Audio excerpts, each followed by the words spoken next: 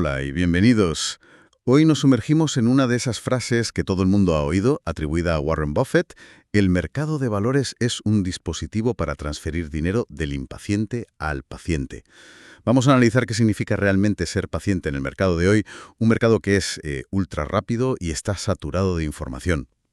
Pues para eso vamos a desmenuzar un estudio académico que se mete de lleno en esta cuestión. Examina cómo el horizonte de inversión de la gente de a pie, o sea, si planean mantener una acción durante días o durante años, cambia por completo la reacción de los precios, sobre todo ante noticias clave, como puede ser la presentación de resultados trimestrales. La fuente que vamos a usar es un artículo de investigación de Domonoskos F. Vamossi. Y lo interesante es que utiliza una cantidad de datos brutal de stock tweets, esa especie de Twitter para inversores, ¿no? Nuestra misión hoy es desentrañar esa batalla entre la especulación a corto plazo y, por otro lado, la convicción a largo plazo, y ver qué nos dice esto sobre las grietas en la supuesta eficiencia del mercado. De acuerdo, pues vamos a desgranar esto. La primera pregunta que me viene a la cabeza es de cajón. ¿Cómo narices mides algo tan personal, tan subjetivo como la paciencia o el horizonte de inversión de miles de personas anónimas en Internet? Suena a misión imposible, la verdad. Pues fíjate, aquí está la genialidad y la principal innovación del estudio.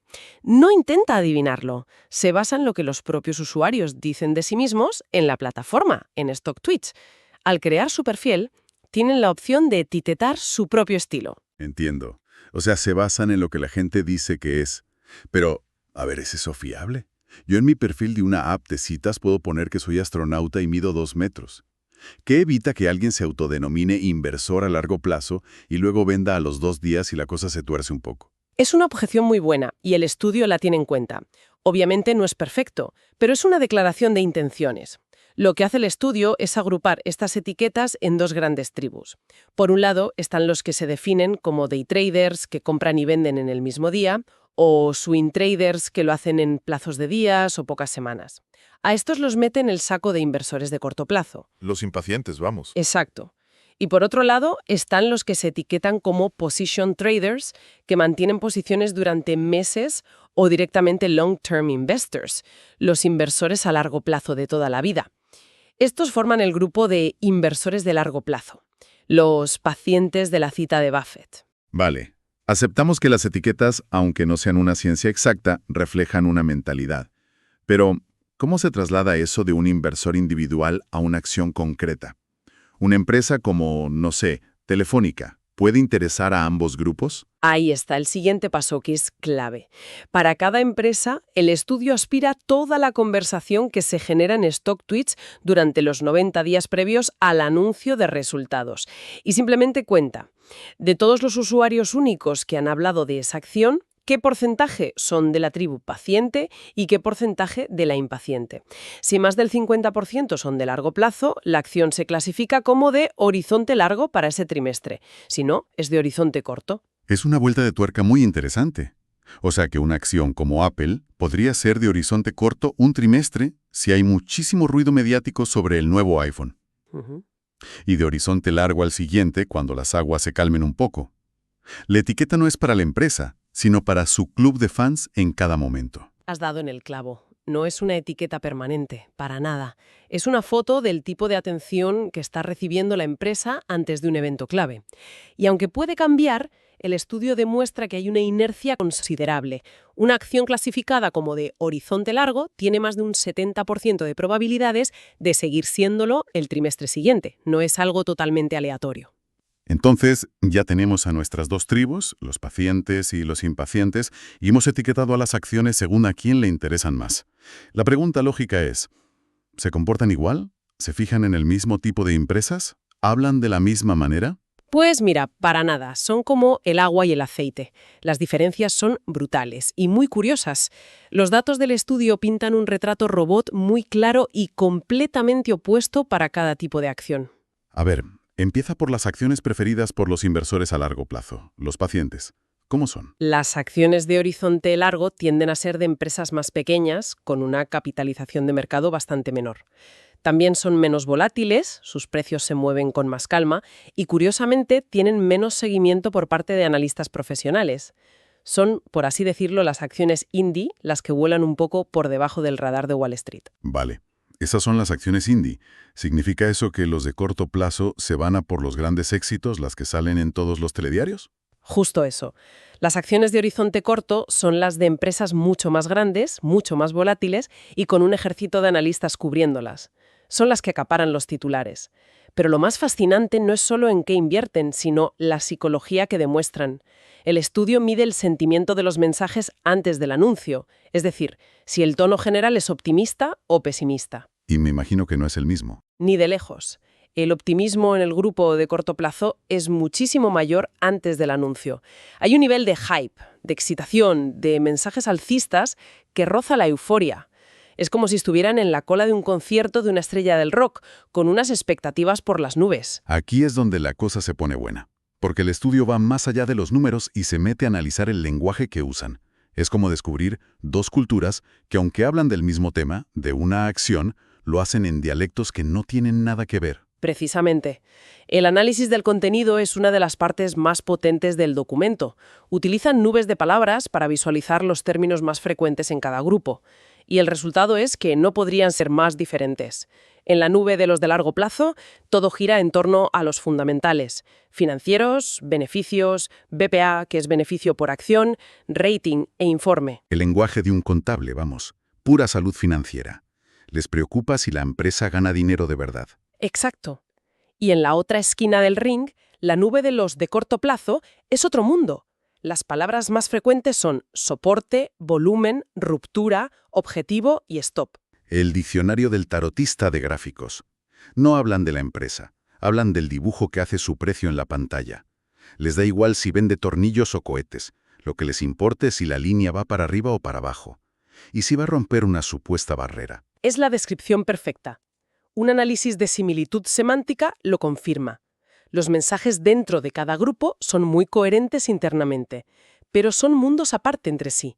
Son dos comunidades con su propia jerga, sus propios gurús y sus propios focos de atención. Vale, el tablero está listo. Por un lado, los analistas tranquilos, con su hoja de cálculo y sus informes. Por otro, los traders eufóricos, con sus gráficos y sus predicciones. Ambos mirando el mismo reloj, esperando la misma noticia. La tensión es máxima. Ponme qué pasa cuando salen los números. Pues aquí es donde la realidad le da una bofetada a la intuición. Empecemos por la reacción inmediata, la que ocurre en los 2 primeros días tras el anuncio. Las acciones que interesan al grupo de largo plazo, las de los pacientes, reaccionan de forma más fuerte e inmediata. Para. ¿Me estás diciendo que los que se pasan el día pegados a la pantalla con el dedo en el gatillo reaccionan más despacio? No tiene ningún sentido. Los pacientes deberían ser más lentos por definición, ¿no? Los pacientes sí reaccionan al anuncio, pero lo hacen de forma un poquito más tarde, generando un movimiento mucho más desplazado. Parece una locura, pero los datos son claros, aunque con un matiz muy importante. Esa reacción más fuerte de las acciones de los pacientes se produce sobre todo ante las buenas noticias. Cuando los resultados son mejores de lo esperado, su precio sube con más fuerza. En cambio, cuando las noticias son malas, la diferencia en la caída inicial entre los dos grupos es casi nula. Ambos se hunden por igual. O sea, que los pacientes celebran las buenas noticias con más ganas, pero se deprimen igual que los demás con las malas. ¿Y hay alguna explicación para esto? Porque sigue sonando raro que los traders de corto plazo no reaccionen como un resorte. La hipótesis del estudio nos lleva de vuelta a esa euforia de la que hablábamos. Sugiere que los inversores a corto plazo llegan al anuncio con unas expectativas tan increíblemente altas, tan infladas por el hype, que incluso unas buenas noticias pueden saberles a poco. Si esperas un 10 y el resultado es un 8, aunque sea un resultado fantástico, para ti es una decepción. Y esa decepción relativa frena la subida del precio. Tiene toda la lógica del mundo. El hype ya está parcialmente metido en el precio antes de que salga la noticia. Vale, eso explica los 2 primeros días. ¿Pero se acaba ahí la historia? Que va, ni mucho menos. De hecho, ahí es donde empieza el hallazgo principal del estudio.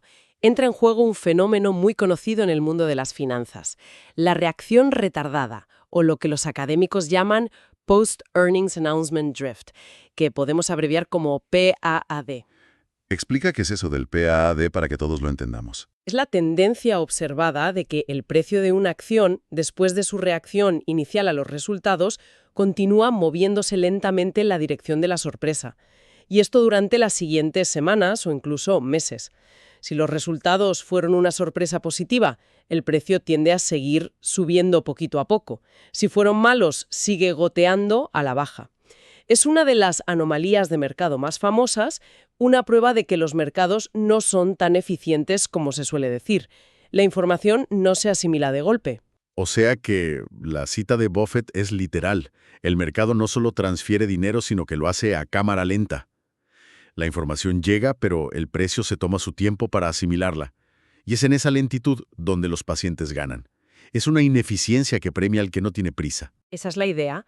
Y lo que demuestra este estudio es que esa deriva, ese drift, es muchísimo más fuerte y persistente en las acciones de horizonte largo. Tras una buena noticia, el precio de estas acciones no solo sube más al principio, sino que sigue subiendo de forma gradual y sostenida durante los siguientes 75 días de negociación. Si sumas la reacción inicial y la retardada, la rentabilidad de las acciones de los pacientes aplasta a la de los impacientes. Fascinante. La paciencia no está solo en la intención de mantener la acción, sino en cómo el propio mercado procesa la información de esas acciones. Vale, pero hasta ahora tenemos una correlación. Hemos visto que las acciones con fans pacientes se comportan de una manera y las que tienen fans impacientes de otra. ¿Cómo podemos estar seguros de que el culpable de todo esto es ese sesgo de optimismo del que hablábamos? Muy bien visto. Para no quedarse en la superficie, los investigadores diseñaron un test específico para aislar esa causa. Lo que hicieron fue analizar por separado los trimestres en los que el nivel de optimismo en StockTwits era anormalmente alto justo antes del anuncio. Es decir, buscaron los casos de hype extremo. Aislaron los momentos de máxima euforia para ver si era entonces cuando se producían las mayores tortas. Precisamente. Y los hallazgos son cristalinos y apoyan la teoría por completo. Primero, un optimismo preanuncio muy alto predice un peor rendimiento posterior. En otras palabras, el hype precede a la caída, o como mínimo a una rentabilidad decepcionante. El mercado se calienta demasiado y luego viene la resaca. ¿Y este efecto de resaca es igual para los dos tipos de acciones? No, y esa es la segunda clave. La caída o reversión que viene después del anuncio es mucho, mucho más fuerte en las acciones de horizonte corto. Son las que más sufren los excesos de la fiesta previa. Y el tercer hallazgo es demoledor. La presencia de una mayoría de inversores de largo plazo actúa como un ancla, suavizando esa caída de forma significativa. Es una analogía perfecta. Es como si los inversores de largo plazo fueran los adultos en una fiesta de adolescentes. Mientras unos se suben a las mesas llevados por la euforia, los otros se mantienen con los pies en el suelo, anclados a la realidad de los fundamentales, y evitan que la casa se venga abajo. Es una descripción inmejorable de lo que sugieren los datos, y se ve de forma muy gráfica si miras la evolución del sentimiento hora a hora alrededor del anuncio. La línea que representa a los inversores de corto plazo es una montaña rusa. Sube a picos de euforia antes del anuncio y después se dispara hacia arriba o se desploma violentamente. En cambio, la línea del grupo de largo plazo es mucho más plana, más estable. Reaccionan, por supuesto, pero sin esa volatilidad emocional.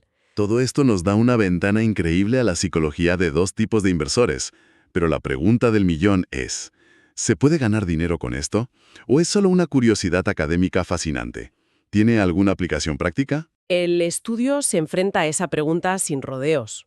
Para medir la magnitud económica real del efecto, implementan una estrategia de inversión teórica muy sencilla. No hace falta ser una genia de las finanzas para entenderla. Cada mes, la estrategia revisa las empresas que han presentado resultados. Y las clasifica según el tipo de sorpresa y el tipo de inversor que la sigue, supongo. Exacto. Y lo que hace la estrategia es, para cada nivel de sorpresa en los resultados, de muy malos a muy buenos, comprar las acciones que han sido clasificadas como de horizonte largo y al mismo tiempo vender en corto las de horizonte corto. Vender en corto es básicamente apostar a que su precio va a bajar. Es una cartera que no invierte dinero neto, simplemente apuesta a que a las acciones de los pacientes les irá mejor que a las de los impacientes. Suena demasiado simple para ser verdad. ¿De verdad funciona? Pues los resultados son bastante sorprendentes. Esta cartera genera lo que en finanzas se llama alfa. Un alfa positivo y estadísticamente significativo. Explica qué es el alfa porque suena a jerga. El alfa es básicamente el santo grial de la inversión. Es conseguir una rentabilidad extra que no viene de tener más suerte o de asumir más riesgo que el resto del mercado. Es como si la estrategia tuviera un ingrediente secreto que genera ganancias por sí mismo, independientemente de si la bolsa sube o baja. ¿Y de qué magnitud de ingrediente secreto estamos hablando? El alfa se sitúa entre un 0,30 y un 0,40% mensual. Puede no parecer una cifra gigantesca, pero en el mundo de la inversión, una rentabilidad ajustada al riesgo, consistente y que no se explica por los factores de siempre, es oro puro. Y además, la estrategia tiene un perfil curioso, ¿A qué te refieres? a que tiene un carácter defensivo. Está menos expuesta al riesgo general del mercado. Y lo que es más interesante, se inclina de forma natural hacia empresas de valor y con alta rentabilidad.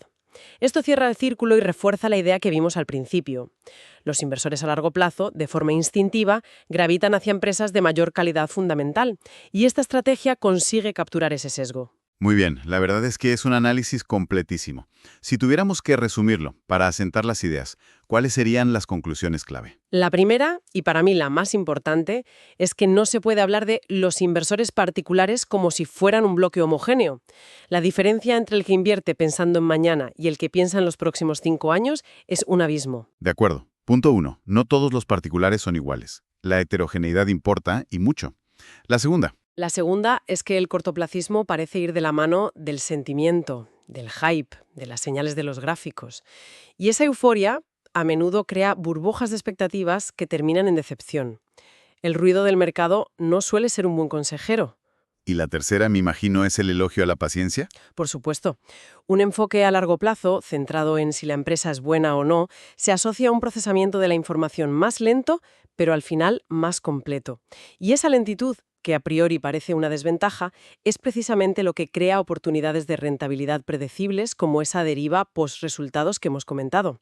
En definitiva, que el estudio le pone números y rigor a la famosa frase de Buffett. El mercado, al menos en este contexto, parece tener un mecanismo que, a cámara lenta, va moviendo el dinero desde los bolsillos de los que se dejan llevar por el ruido hacia los de aquellos que se centran en el negocio real. Y para terminar, me queda una reflexión final que abre este análisis. Todo esto es posible porque el estudio se basa en las huellas digitales que dejamos en las redes sociales. Analiza lo que decimos, cómo lo decimos y qué etiquetas nos ponemos. Y esto me lleva a una pregunta inquietante para el futuro. ¿Dispara? A medida que nuestra vida financiera se digitaliza más y dejamos un rastro gigantesco de nuestras opiniones, operaciones y miedos, ¿se convertirán estas huellas en la principal herramienta para predecir el comportamiento del mercado? Y si es así, ¿no estaremos creando un bucle de retroalimentación peligrosísimo donde el propio acto de observar masivamente el mercado acabe por cambiarlo de formas que ni siquiera podemos imaginar? Una idea muy potente sobre cómo la tecnología, la psicología y las finanzas se entrelazan cada vez más. Sin duda, algo sobre lo que seguir reflexionando. Gracias por acompañarnos en este análisis. Hasta la próxima.